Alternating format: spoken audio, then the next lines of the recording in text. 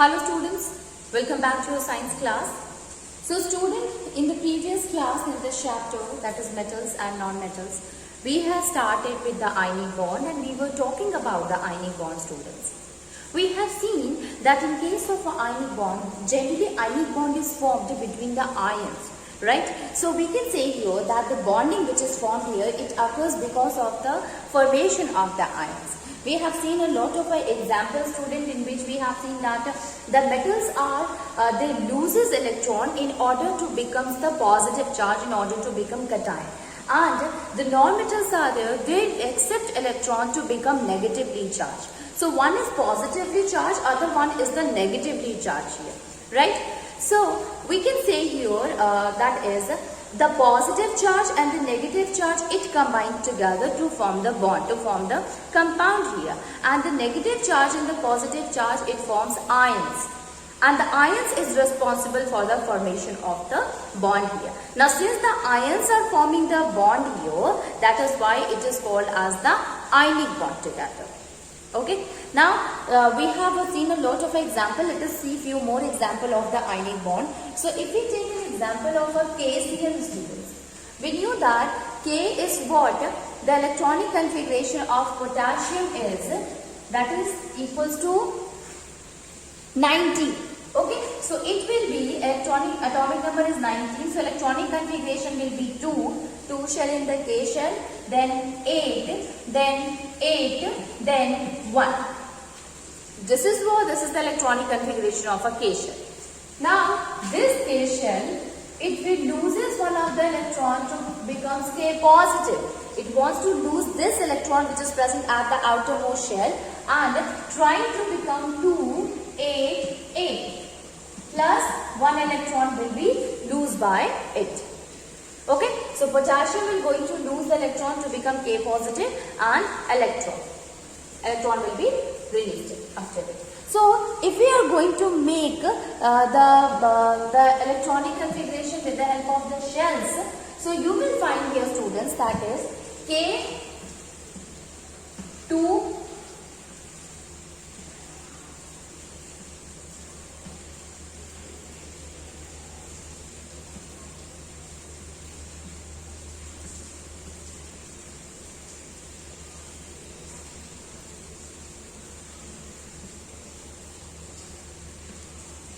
this will be the shells in that of the number of electrons distributed into the different cells.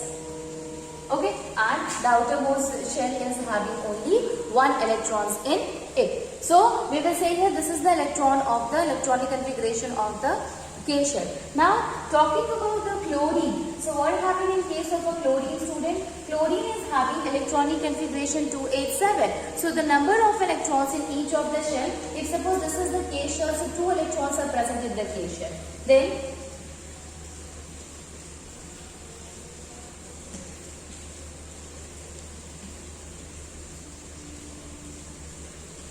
how many electrons are present in the L shell? It will be 2 shell only.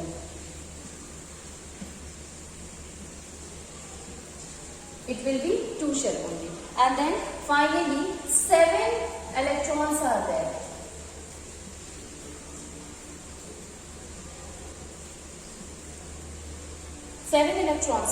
So what happened? It will try to, this K shells are there, students. So here 7 electron is in the outermost shell. So the electronic configuration of this, it will be 2, 8, 8, 1.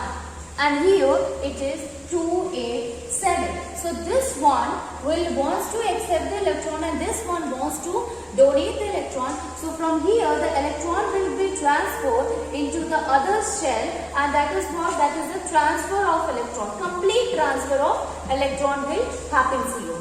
Right? So 1 electron will enter into the other shell, and here the structure of the K and the Cl will combine together to form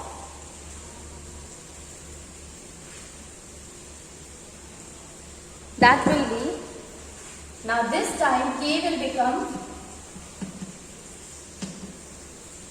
this is K and this will be the Cl.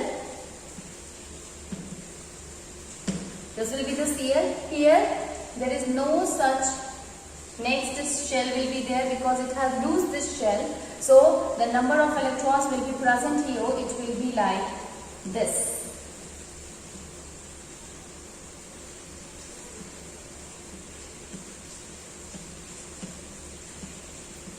And the number of electrons present in the K shell will be this much. Okay, so we can say here. Now in case of Cl chlorine students, number of electron will be these two, and here it will be in the L shell, it will be these two.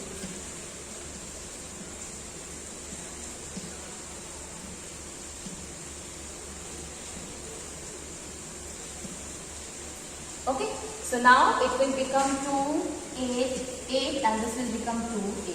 So it has completed the octet. But what is the difference you will find here? That potassium will become one positive charge and chlorine will become one negative charge. So we can also write it here, or K positive, Cl negative. K positive, Cl negative, or simply we can write it KCl. So this is how the formation of the KCl occur, and this is how we can say that KCl is having the ionic bond between them, electrovalent bond between them. Let us see another example, student, of magnesium oxide.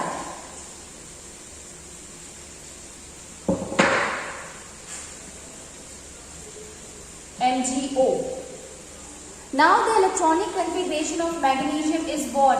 That is 2A2. The atomic number is 12. So electronic configuration will be 282. And this wants to lose the electron. So we can simply write it here that it wants to lose electron. Plus oxygen is there. The electronic configuration of oxygen is 2,6. Now what I will do, student, instead of making the shell, we will simply write the valence electron in the form of a dot, which is also called as the Lewis dot structure. So the Lewis dot structure is what? In here we will going to show only the valence electron. So the number of valence electron present in the magnesium is 2. So we can write here 2, 8, 2. It will be 1 and here it will be 2. In case of oxygen, it is 2, 6. So the number of valence electron will be 6. So we can show here it will be 1, 2, 3, 4, 5, 6. Now you see here, students, what happened here. This one, the number of the valence, I had shown it with the dot and this one I had shown it with the star in order to tell the difference that okay, what happened when the electron transfer occurred. It will be easy to identify that from where the electron has been came in case of an oxygen shell. Okay, now see here, oxygen need 2 electrons to complete its orbit. Magnesium wants to lose these 2 electrons also, right? So we can say here that the magnesium, first of all, the magnesium will going to give this 2 electrons to the oxygen, and similarly this oxygen will also going to combine with the oxygen. So this time, see, it is what? This is the complete transfer of the electron. Complete transfer of the valence electron occur, and here complete acceptance of the valence electron here. Okay, so one is donating the electron and other one is accepting the electron. So this will becomes Mg2 positive and the electronic configuration will be 2A and oxygen is there, oxygen O2 minus, which is 2,8 again. Right? So one is Mg2 positive and other one is O2 negative. Okay, so how does this 2 positive came, students? Since it loses the 2 electrons present in the valence shell, and since it wants to gain the electron, that's why it is negative in charge. So we can simply write it as Mg2 positive, or we can simply write it as MgO, magnesium oxide, MgO.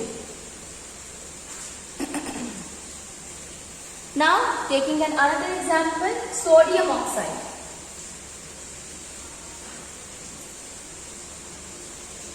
Sodium oxide. Na2O. In case of a Na2O students, we will going to write the electronic configuration here. So Na2 is there. Okay. So we can take a two sodium atom. So these two sodium atom, both of them are having the valence electron in it, and the number of valence electron in the sodium is 1 only. Right? So these two sodium atom is consisting of the one valence electron. Okay? So we can write here 2 sodium atom. And the electronic configuration of the sodium is the same student, that is 2A1. And this is for both of them. Plus oxygen is there. So the number of valence electron in case of oxygen is 6. Oxygen. And the electronic configuration is 2,6. Okay. Now see here, what happened? First of all, this sodium will going to transfer the whole electron to the oxygen, and then this one also transfer the electron to the oxygen. Both of them have transferred the electron, and due to which here the sodium will become 2 positive while the oxygen will become 2 negative charge. Okay, so both of them are now satisfied. Since here it is what? It is 2. So we can write here that the number of a valence electron is 1 and 2. So it will become Na2 positive. It will be like 2 Na positive and O2 negative. Okay? Or Na2 O negative. This is what? This is for the sodium oxide. Okay? Na2 and 2 negative.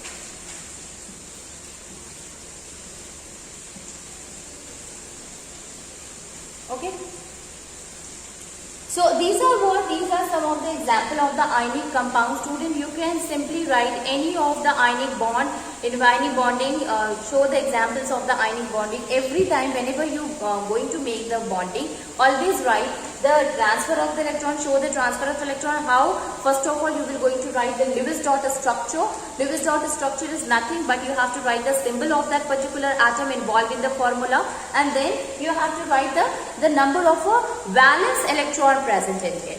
After writing the valence electron and the symbol, you will transfer the electron to the other, and then the formation of the ionic bond happens. So you have to write the electronic configuration by writing the name also, and please write it that here what is happening, it is the transfer of electron is going on. So this is how we can show the electrovalent bond is formed between the two atoms.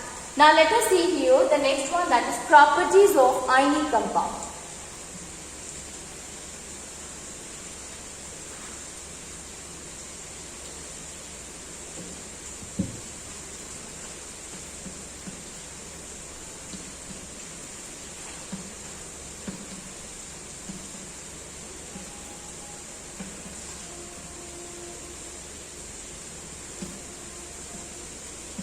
Properties of ionic bonding.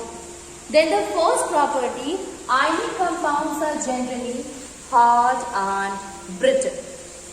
So we can write here that ionic compounds or ionic properties of ionic compound is there. Not bonding but ionic compounds.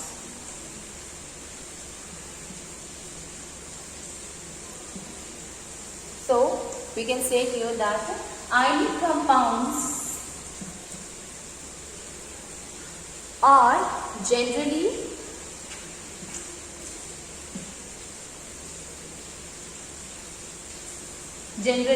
hard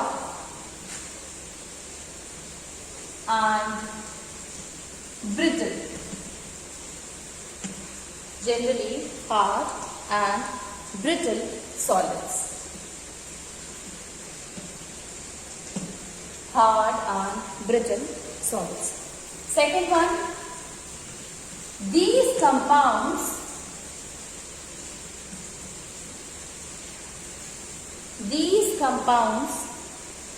have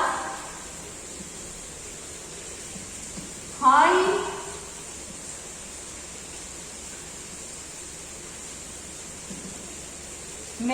so these compounds have high melting and boiling points. Okay, these are having high melting and boiling point. And the reason for having high melting and boiling point is what, student? Actually, the force of attraction between that of the ionic bond is very high, and due to which they are very strongly attached with each other. See, the interionic bond which is formed here, the bonding is because of the force of attraction. And since the complete transfer of electron is there, that is why the formation of a bonding will increases because of the force of attraction between the ions. So since the force of attraction is really very high, and so obviously you have to put more energy to break the bond. So applying more energy to the bond, it means we are actually saying that it is what? It's having the melting and the boiling point is very, very high. You have to supply more amount of heat energy in order to break the bond between them. That is why the melting and the boiling point of that of the ionic compound is very high. Okay. So we can say here boiling point due to strong force of attraction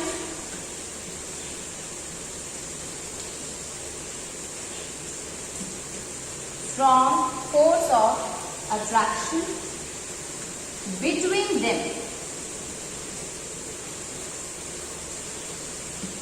Strong force of attraction between them. Next one is, they do not conduct electricity when they are in the solid state, but in the aqueous solution they are able to conduct electricity. Okay, so we can write here, these do not free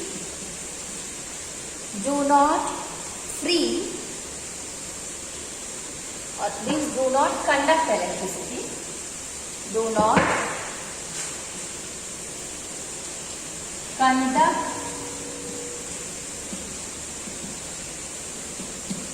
electricity in solid state.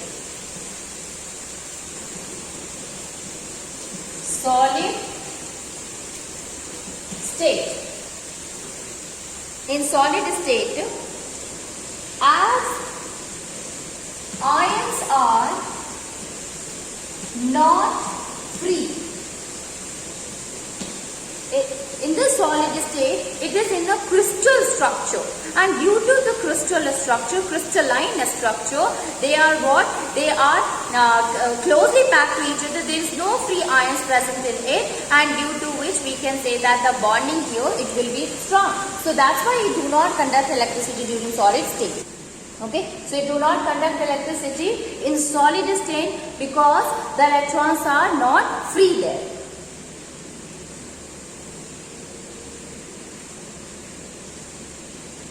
Now, what happened? But in liquid state or when dissolved in water,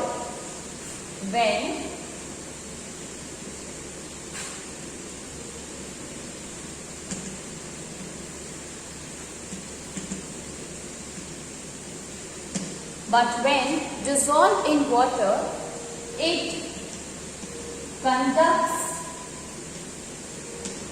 electricity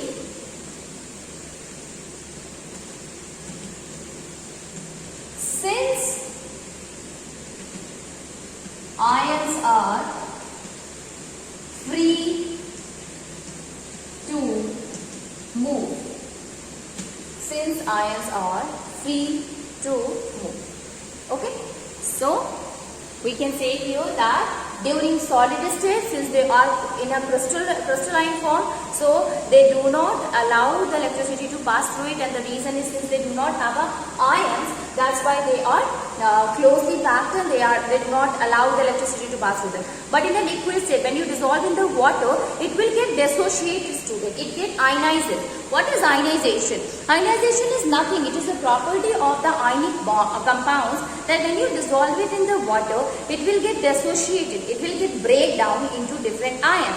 That is in the cation as well as in the anions. So when it is dissolved in the water, it will get converted into the ions. So it will be easy for the electric current to pass through it. It means it allows the path, it provides the passage for them to pass through it. So this is another property. Other one is, it is fairly soluble in water.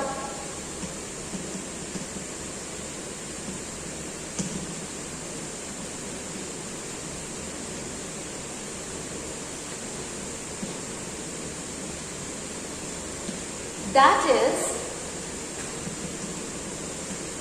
dissolves or can dissolve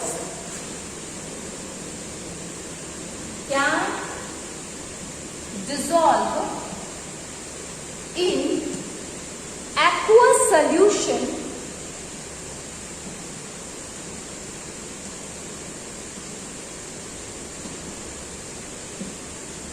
but do not dissolve in organic solvent. That is non-aqueous solution.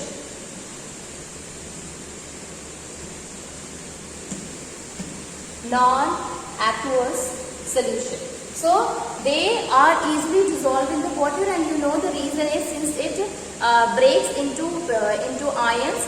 So that's why it is very easy for them to dissolve in water. But yes, it cannot be dissolved in the non-aqueous solution or in the organic solvent. Okay, so this is all about the ionic compound or how the ionic bond is formed here. Then the another bonding is also there, student, which is also called as a covalent. Let me introduce what is the covalent bond here.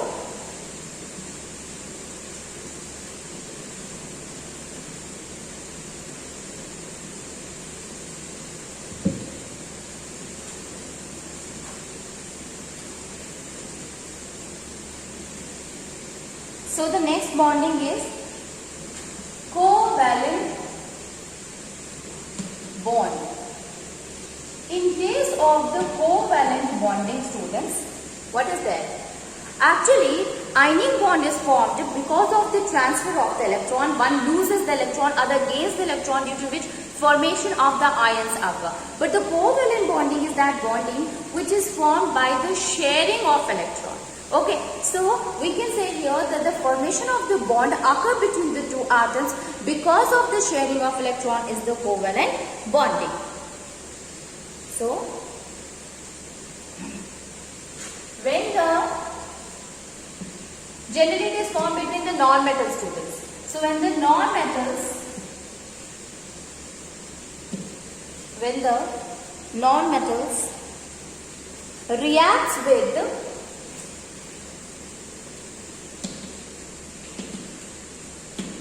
another non-metal,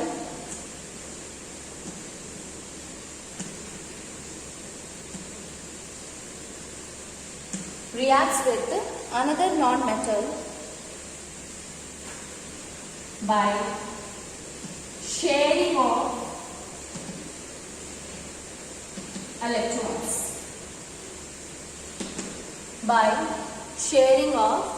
electrons. That is called as that bond is formed between them is covalent bonding. Okay. The sharing of electrons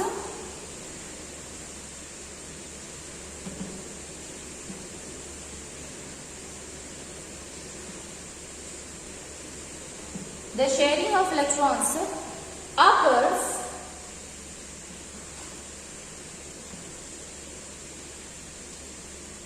in order to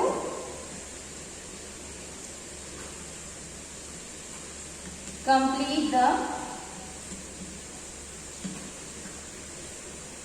electronic configuration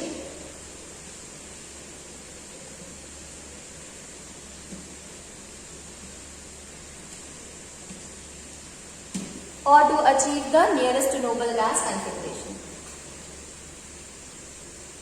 or to become stable. To gain stability, to complete its octet or duplet, the electronic configuration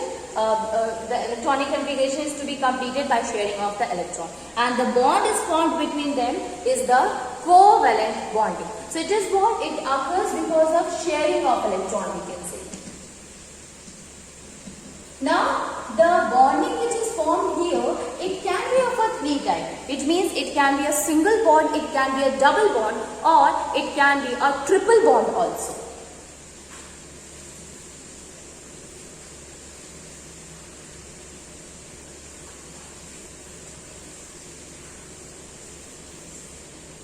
So we can say here that types of covalent bond will be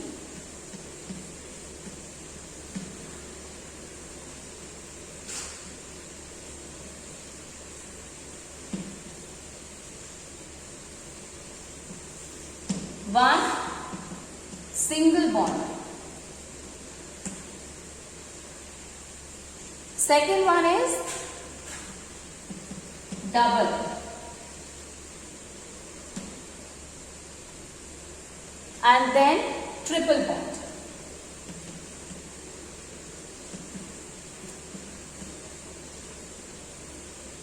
Single bond, double bond, or triple bond. The single covalent bond is formed by mutually sharing of one electron pair between the two atoms. That kind of a bond formed between them is a single bond. Like suppose here we will take an example of a chlorine.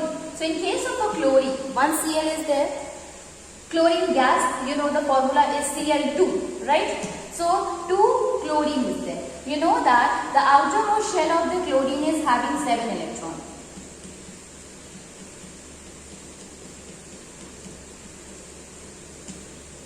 Here it is.